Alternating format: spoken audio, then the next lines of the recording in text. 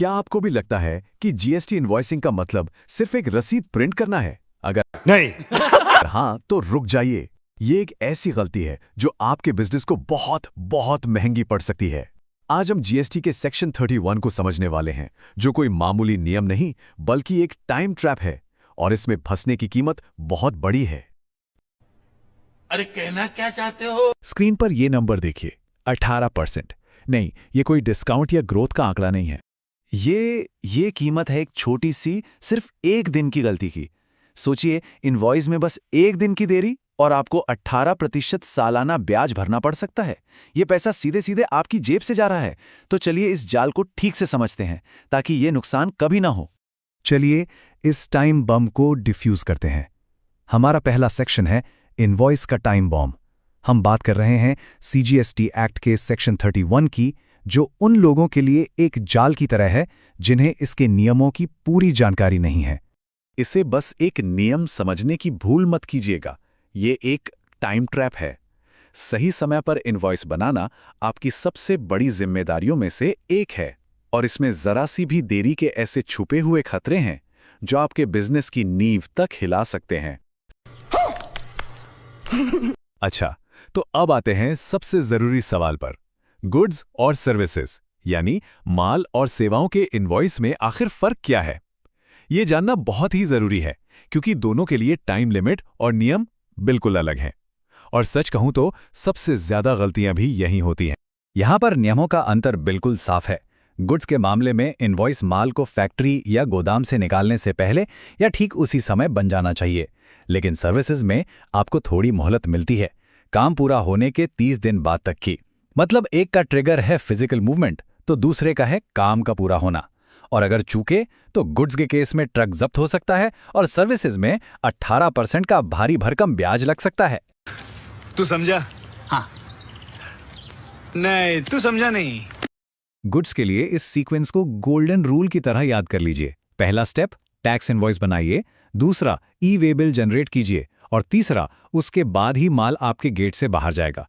ये अनिवार्य है, सीधी सी बात है। अगर माल चल रहा है तो इनवॉइस को भी उसके साथ चलना ही होगा, वरना आप बड़ी मुश्किल में पड़ सकते हैं। अब जरा ध्यान से सुनिए, क्योंकि 2024 में नियम बदल गए हैं। जी हां, कुछ नए कानूनी बदलावों ने कंप्लायंस के नए जाल बिछा दिए हैं, और अगर आप अभी भी पुराने नियमों के हिसाब से चल रहे हैं तो आप एक बहुत बड़ा जोखिम उठा रहे हैं।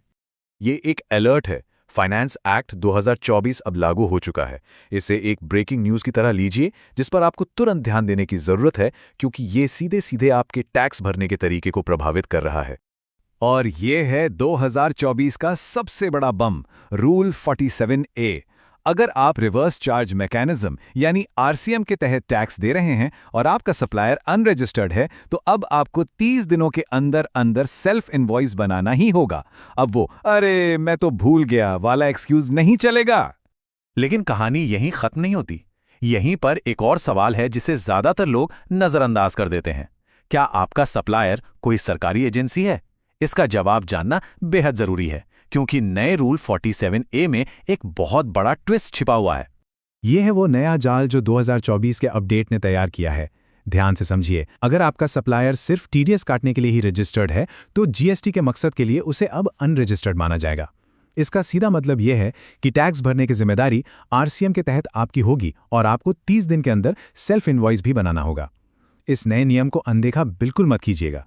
तो अब जब हमने सारे जाल समझ लिए हैं, तो सवाल उठता है कि अगर फंस गए तो क्या होगा, और इससे भी जरूरी, इन सब से बचे कैसे।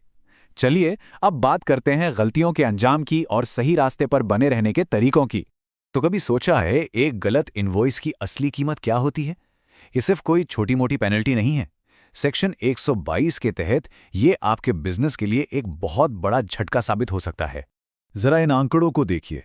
अगर धोखाधड़ी का मामला है और बिना इनवॉइस के सप्लाई की है, तो सीधा 100% टैक्स का जुर्माना लग सकता है, और एक सामान्य सी गलती पर भी 25,000 रुपए तक की पेनल्टी लग सकती है। ये सिर्फ नंबर नहीं है, ये एक चेतावनी है कि इन नियमों को गंभीरता से लेना ही होगा।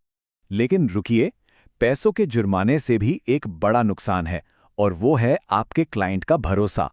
सोचिए, अगर आपका इनवॉइस गलत है तो आपके क्लाइंट का इनपुट टैक्स क्रेडिट यानी आईटीसी ब्लॉक हो जाएगा, और जिसका पैसा आपकी एक गलती की वजह से फंस गया, क्या वो क्लाइंट दोबारा आपके पास आएगा? शायद नहीं।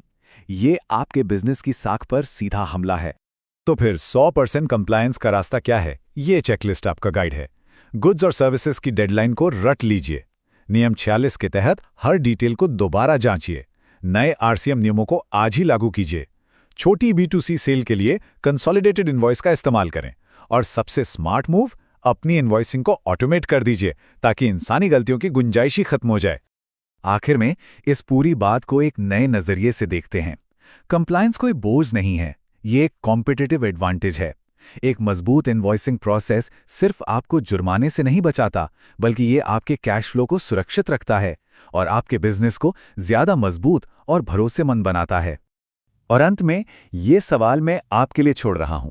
सोचिए, क्या आपकी इनवॉइसिंग की प्रक्रिया आपके बिजनेस के लिए एक बोझ, एक देनदारी है, या फिर एक रणनीतिक संपत्ति है जो आपको आगे बढ़ने में मदद कर रही है? इसका जवाब ही आपके बिजनेस का भविष्य तय करेगा। अगर आप अभी भी ये सोचते हैं कि जीएसटी कंप्लायंस का मतलब बस मंथली फाइलिंग करके भूल जाना है, तो आपको फिर से सोचने की जरूरत है। हम सब अब ऑफिशियली जीएसटी 2.0 के दौर में हैं।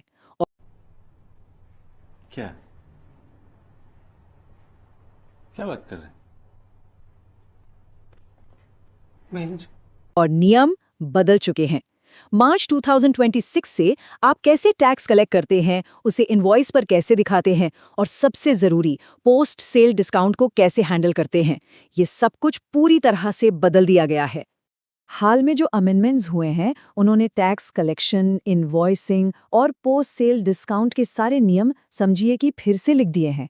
इसे कोई छोटा मोटा अपडेट मत समझिए, ये एक नए दौर की शुरुआत है और इसी को हम कह रहे हैं जीएसटी 2.0। मैं फेंक रहा हूं। अरे बिल्कुल ऐसा नहीं है। फेंक रहा है।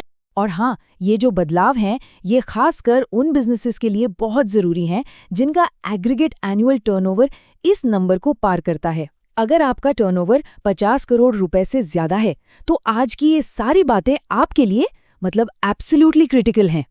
तो चलिए एक एक करके इन बदलावों को समझते हैं।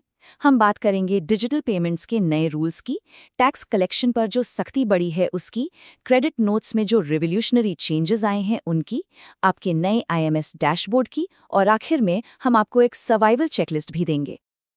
कौन है ये लोग? कहां से आते हैं ये? चलिए सबसे पहले बड़े बदलाव से शुरू करते हैं। देखिए, सरकार अब सिर्फ डिजिटल पेमेंट्स को एनकरेज नहीं कर रही है। ज्यादा टर्नओवर वाले बिजनेसेस के लिए तो ये अब एक मैंडेटरी रूल बन गया है। तो इस टेबल का निचोड़ क्या है? सीधा सा है, अगर आपका बिजनेस 50 करोड़ से ज्यादा का है, तो आपको अपने B2C कस्टमर्स को UPI, भीम, QR कोड, ये सारे डिजिटल पेमेंट ऑप्शंस देने ही होंगे। और सुनिए, सिर्फ ऑप्शन देना काफी नहीं है, आपको इन्हें अपनी दुकान पर, अपने ऑफिस में और अपने इनवॉइसेस पर एकदम साफ साफ दिखाना भी पड़ेगा। तो सवाल उठता है कि सरकार ऐसा कर क्यों रही है? असल में इसका मकसद एक ट्रेसेबल डिजिटल रिकॉर्ड बनाना है और जो पैरेलल कैश इकोनॉमी चलती है उसे कम करना है। हर डिजिटल ट्रांजैक्शन जीएसटी पोर्टल पर एक फुटप्रिंट छोड़ता है, जिससे ट्रांसपेरेंसी बढ़ जाती है। ठीक है, अब आगे बढ़ते हैं जीएसटी एक्ट के पुलिसिंग सेक्शंस की तरफ।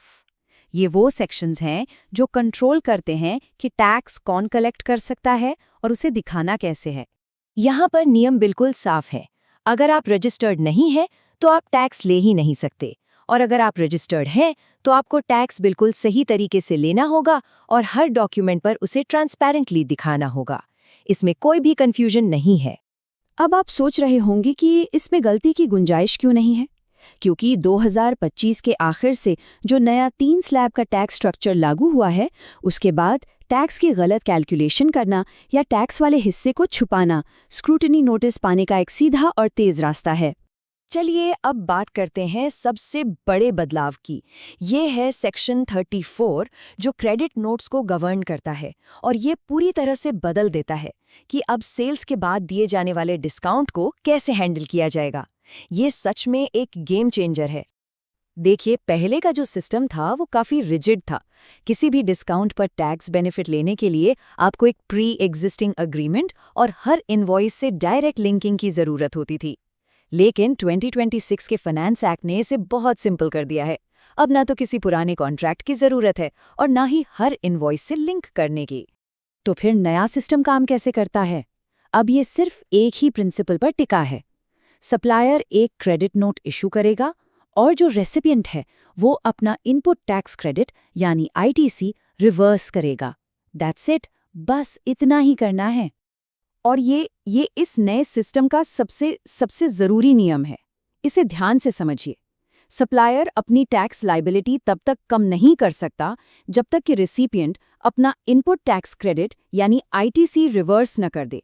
मतलब अगर सामने वाली पार्टी ने आईटीसी रिवर्स नहीं किया तो सप्लायर को कोई टैक्स बेनिफिट नहीं मिलेगा, पीरियड।